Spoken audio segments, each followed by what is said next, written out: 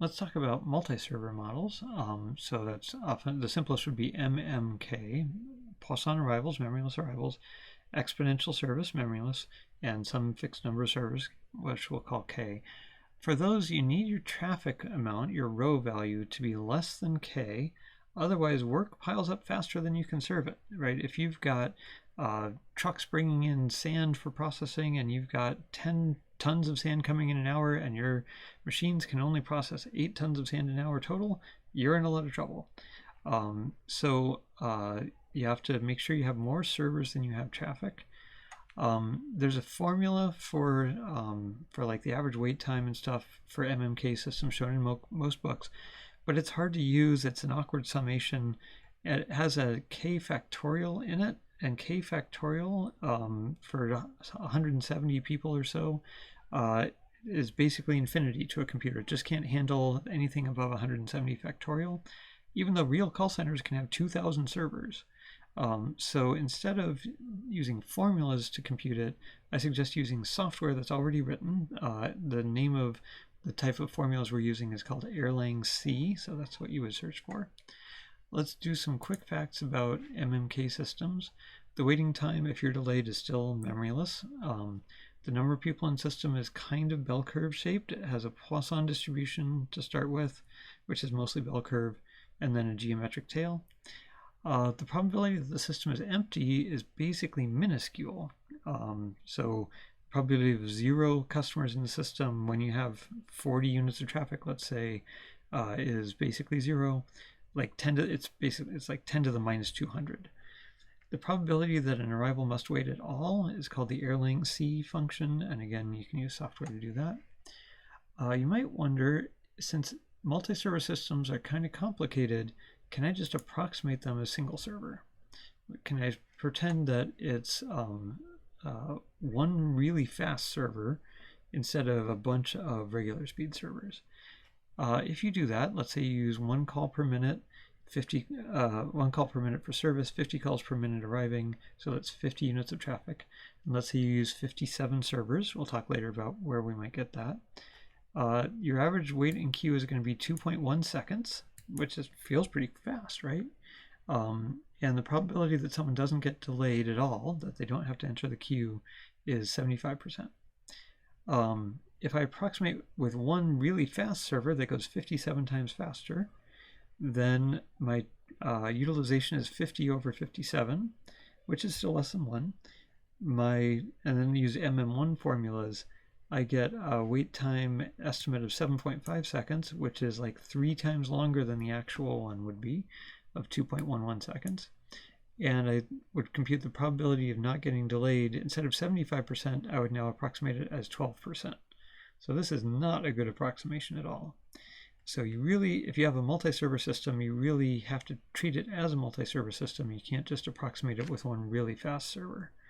You might say, can I estimate it by doing 50 different or 57 different single server systems? And that's in the homework. So it turns out the same basic intuition still applies. As traffic approaches the number of servers, the average number in the system and the average waiting time go to infinity. But in a multi-server system, most people are in service and they're kind of happy, where in a single server system, most people would be in the queue and they'd be unhappy. So that's the big difference between the two. There's 3 good important laws of applied queuing theory, somewhat facetious. Number 1 is get there before the queue forms, so you don't have to worry about queuing theory. The second law of applied queuing theory is at the grocery store, stay to the far left or far right for the checkouts, but don't do that at toll booths. And the story here is, if you're at a grocery store and you look to the lane to your left and the lane to your right, what's the chance that you, out of those 3 lanes, get to leave first? It's pretty low, like 1/3. But if you stay to the far left or far right, then there's only 1 lane next to you, and the chance that you get to leave first is 50%, which is much better than 1/3. It doesn't work at toll booths, though, because after a toll booth, sometimes you need to make a left exit or a right exit, and if you don't know ahead of time, you better not be in the wrong lane and have to swerve across all the lanes of traffic. But then the third law of applied queuing theory is where we get interesting math formulas. So it says for an MMC or MMK system, the number of servers you need is approximately the traffic amount rho plus z times the square root of rho, where z is basically a z-score, like from the normal distribution. So if you use z equals 1, you get pretty good service. If you use z equals 2, you get really great service. And it can come from the normal distribution. We won't worry about that. So z equals 1 gives you about an 85% chance that your customers won't get delayed at all for each customer. So let's go put this into practice mentally. So this is also called the square root staffing law. Remember, it's rho plus z times square root of rho. So if rho equals 10, I'm saying you need 10 plus 1 times the square root of 10. Square root of 10 is about 3.16. So you need about 13.16 servers or 14 servers. So that's about 31% more than just the traffic amount alone. What if rho is equal to 100? How many servers do you need? Well, you would need, try to do it mentally, 100 plus 1 times square root of 100, which is 110, which is what percent more than rho alone? That's only 10% more than 100. So a 100 server system is more efficient in terms of servers for the same service level. What about rho equals 1,000? You would need 1,000 plus 1 times square root of 1,000. Square root of 1,000 is 31.6-ish, just like square root of 10 is 3.16-ish. So you're going to need about 1,031 servers, which is only 3% more than rho alone. So the bigger and bigger the system gets, the more efficient we get in terms of number of servers. I don't need as many servers proportionally above what that traffic amount would be.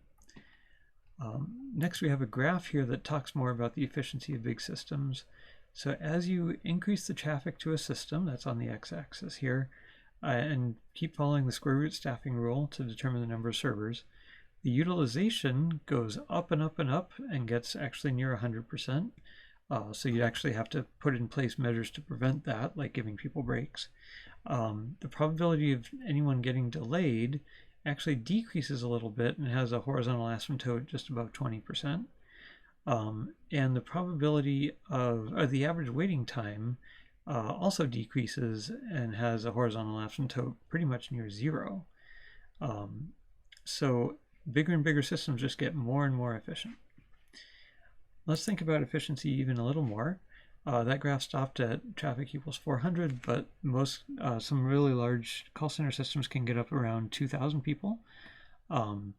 There was a study done back in the 60s or 70s that on hospitals, like how many beds should a hospital have, and they said, let's aim for 85% utilization, which was actually not a bad idea for that one hospital. But then people took that one study for that one hospital and said, let's have all hospitals aim at 85%. But what we just saw is larger hospitals can have larger bed utilization percents and be more efficient than the 85%. So taking that one hospital and extrapolating it to all hospitals has resulted in big problems in how many hospital beds we have. And for a small hospital, that's not enough beds, that you can run out of beds that way. You might have ever heard an infomercial where they say, like, operators are standing by. One time I heard one and said, there's no way they have operators standing by just to take calls for this one infomercial. So I did what any curious queuing theorist would do. I called them and I said, I don't want to buy your massaging chair or whatever it is, but can you tell me, as a customer service agent, do you only handle calls for this one infomercial? And the agent said, no, we actually are trained to handle like calls for 20 different products. And whichever 1-800 number you call, it knows that when the system receives the call and will pop up a script on the agent's screen for the product that you're calling about.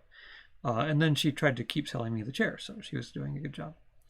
On a more serious note, there used to be a poison control center in basically every city in the US, every major city, where if someone had something that was probably poisonous, you would call them. They had all the medical information they needed. But now they've consolidated, so there's only 51, basically one in each state, and there's just a single national 1-800 number. You call that and it will route you to a customer service agent or a poison control agent who's not busy right now.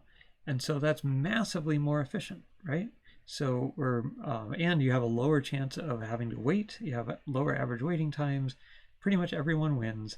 The only thing you have to think about is, what if that national 1-800 number goes down for some reason, or the network connecting the various poison control centers goes down? So you have to think about what's the benefit of efficiency versus the safety of having multiple ways of accessing this, or like if one place is busy, or if one place's information technology systems are down, maybe you could call another place. So that's a big trade-off we have to think about in the world these days. So yay for large queuing systems, as long as you're careful.